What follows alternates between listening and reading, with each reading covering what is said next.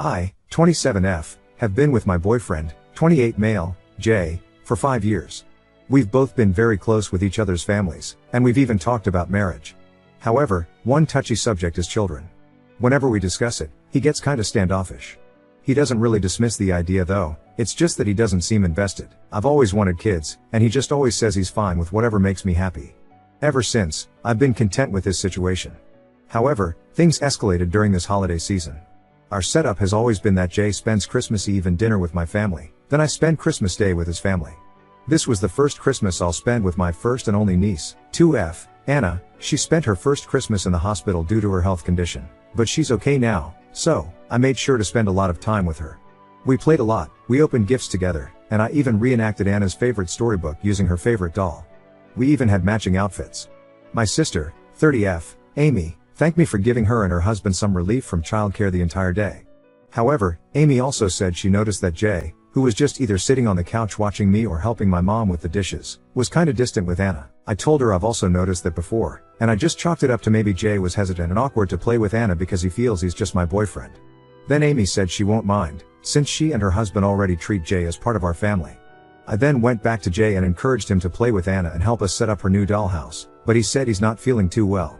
He ended up drinking a few more beers and stayed on the porch by himself, scrolling on his phone. I didn't press harder and thought he might really just be feeling under the weather. I just want to add for context that Jay isn't an alcoholic. He's a sweet, wonderful, funny man who's sometimes broody and deep in thought, but he's never abusive, manipulative, or moody, and he only drinks on special occasions. The next day, on Christmas Day, we had lunch with Jay's family. Afterward, I volunteered for cleanup to help Jay's mom, 62F, Mary, and brother, 31M, John. Jay's family was the best any significant other could ever ask for. They're very sweet and supportive of us, but they're never prying. They always check up on us, but they never overstep. So, as we were cleaning up, Mary asked me how my sister's baby was. They helped with the bills when Anna was hospitalized last year. I told them that Anna's in great condition now, and that she already spent the Christmas at home. They were very delighted upon hearing this. Then, I shared with them the thing I noticed about Jay. Initially, I thought maybe Mary could just give me advice on how to approach the issue with Jay since he's clearly not the playing with kids kind of guy. But then John casually said something like, "Oh, because of Rosie." Then Mary quickly shushed him. Rosie was the daughter of Jay and John's eldest sister, Beth, 35F. I never knew the actual details because everyone was very secretive about it, but all I knew was that Rosie passed away when she was just 3 years old and Beth and her husband moved away afterward. I never met them in person. So, later that night, when Mary, John, and the other family members got a bit more drunk and Jay was already sleeping in the bedroom, they told me the story. I didn't force them or anything. Apparently, Jay, being the youngest of the siblings, was really close with Rosie back then. Jay was just around 14 years old when Rosie was born, so he became the super fun uncle, like I am now with Anna. He was actually Rosie's best friend. Then, on summer of 2012, Jay was playing with Rosie outside. He was blowing bubbles and she was chasing and popping them, when a speeding car, driven by a woman who was distracted on her phone, skidded into the yard toward Rosie's direction. Jay reacted quickly and was able to reach and grab Rosie so the car actually hit him, but the impact of the crash caused Rosie's head to whiplash as Jay hugged her. Jay was in a coma for 3 days and had multiple severe injuries and internal bleeding, but Rosie didn't make it. Everything was caught by the neighbor's CCTV, so everyone knew that Jay was a hero for trying to protect Rosie. It was even covered by the local news, but Beth, who was understandably in grief, resented Jay for not being able to save her daughter. Beth and her husband then decided to move to another country to cope with their grief and start a new life, and they've had minimal contact with the family ever since. Jay, meanwhile, took the loss really hard. He blamed himself for not being able to save Rosie and not being able to attend her funeral since he was still at the hospital at that time. Mary said that Jay was never the same after that. He never went near kids, and he became a lot colder, quieter, more reserved, and antisocial.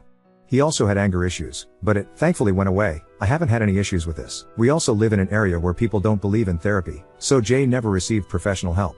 After learning all of this, I bawled my eyes out because I never knew Jay was carrying such a heavy burden. The whole incident became a taboo family secret that no one mentions in fear of Jay breaking down or doing something he might regret, although to be fair, he's never had violent or self-harm tendencies ever since, so this was just a precaution. They also never told me before because they assumed Jay would be the one to tell me, but I told them that he never did, and that I never really asked him. I then thanked everyone for letting me in on this, and I told them that I'd talk to Jay about it when the time is right. They understood, and they said I could just ring them up if I need help or support in any way. For now, I just want Jay to enjoy the holidays and his remaining vacation days from work. Now, I don't really know how to start with him. I know seeking professional help to process all the trauma and grief, even if it's been over a decade ago, would be the top priority, but I don't know how to bring it up to him. I don't even know when is the right time to bring it up. I just want him to know that I love him no matter what, and that I'll support him in every step toward his healing, especially if we're to form a family of our own. Update 1. I took some time to organize my thoughts first to make sure I don't miss anything pertinent. It's kinda long as a lot have happened since, so I've divided this into sections to make it easier to follow. Quick recap: my boyfriend, Jay, and I have been together for 5 years. Throughout our relationship, I noticed that he's always distant with kids, including my niece, Anna. During Christmas, Jay's family revealed that it was because of an incident over a decade ago. Turns out, Jay was really close with his toddler niece, Rosie. One day, when they were playing outside, they were hit by a distracted driver. Jay tried to save Rosie.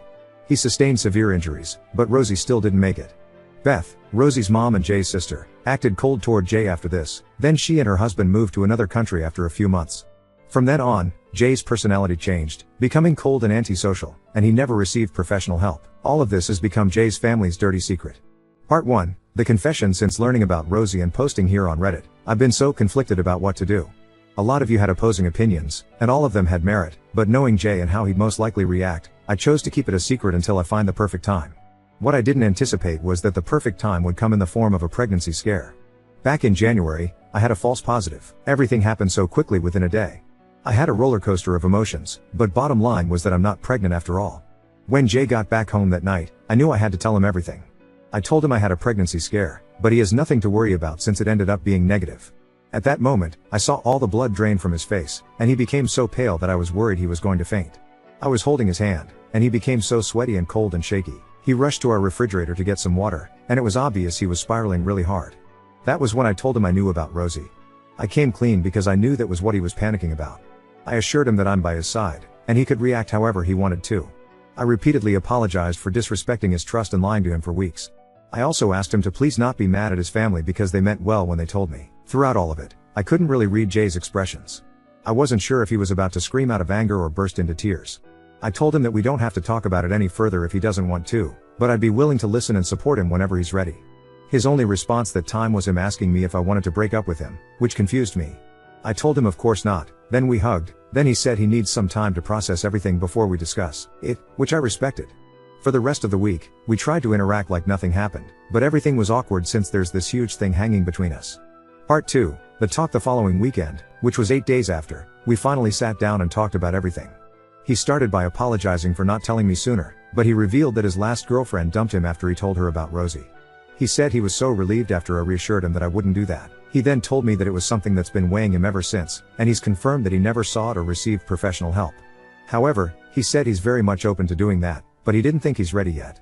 He also said he's afraid to go down that path because it might release some inner demons and drag me down with him. Another thing Jay told me was that ever since Rosie was born, he felt an instant and deep connection and a sense of responsibility for her, even when he was just a teenager that time. He said that having Rosie in his life made him realize how much he wanted to be a father when he's older. However, since the incident, he's afraid of messing things up again, so he never really considered having kids from then on despite really wanting to do so. I then reassured him that we're on the same page on this. Although I also want to have kids with him in the future, I don't want to force it on him when he's not yet ready. He also said that whenever he sees me with Anna, my niece, he gets kinda jealous because he wants to join us every time. However, he constantly reminds himself to keep his distance just to be safe.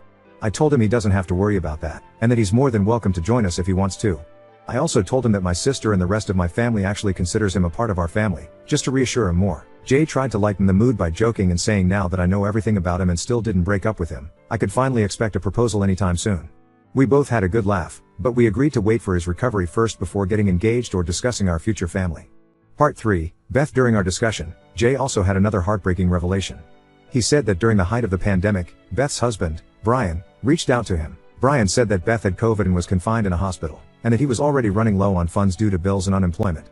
He also said that Beth had been almost catatonic since Rosie's passing. She had been resistant to any outside and professional help, but she was institutionalized for about a year after a self-harming incident. For the past decade, she'd been cold, distant, and withdrawn from society. Apparently, the rest of Jay's family also knew about all this, but again, they just swept it under the rug. To be fair, they had been helping Brian by sending financial aid to support Beth, but their version of the story was that Beth had just gone low contact since they moved. Also, to be very clear, Jay said that Beth never blamed him for what happened to Rosie, although he initially felt that way when he was younger. It was more of their parents interpreting and spinning things a certain way to avoid tarnishing their family's reputation. But when Brian reached out to him directly years ago, he started to understand better. However, he still hasn't processed everything, and he still partly blames himself for the whole thing. Part 4. Our current situation for now. What we're exploring is couples therapy so we can discuss our mutual issues in a safe and pressure-free space, and hopefully, kind of ease him into the world of therapy. We've already found the perfect therapist to help us, and we've now had 6 sessions with her. From what I can tell, Jay seems a lot happier and less burdened. We've also had homeworks from our sessions, and Jay was even the one reminding me to do them. Right now, I'm just hoping that he becomes ready enough to open up about Rosie so he can heal and recover from his trauma. Not for me, but for his mental and emotional well-being.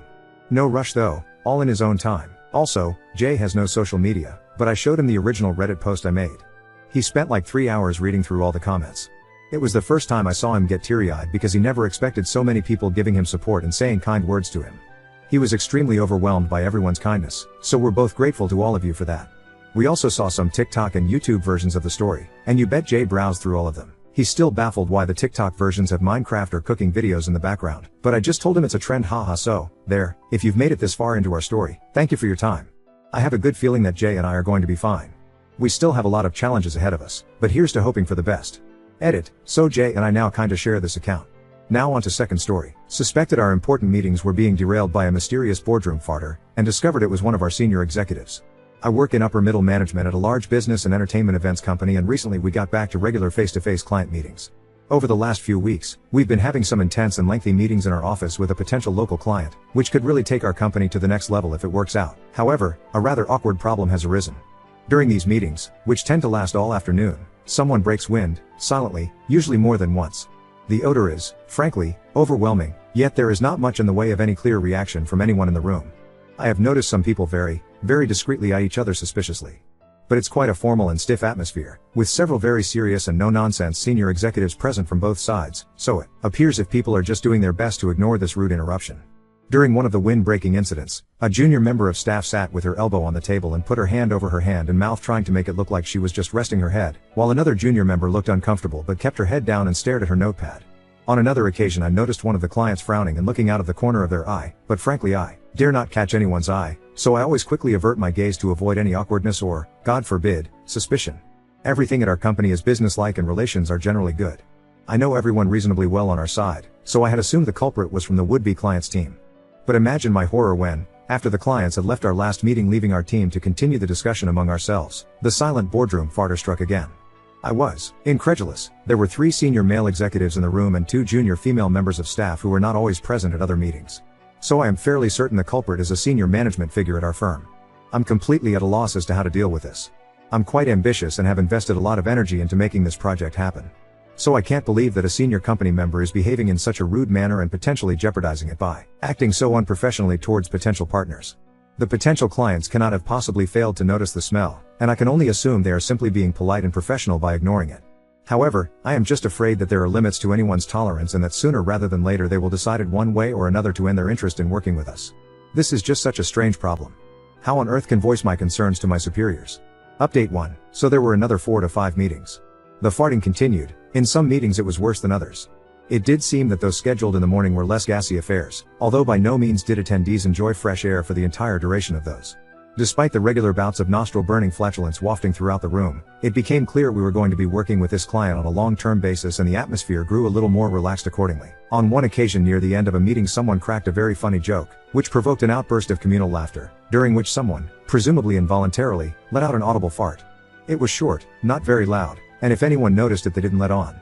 However, whilst I couldn't be sure if everyone heard it, it was certainly smelt by everyone.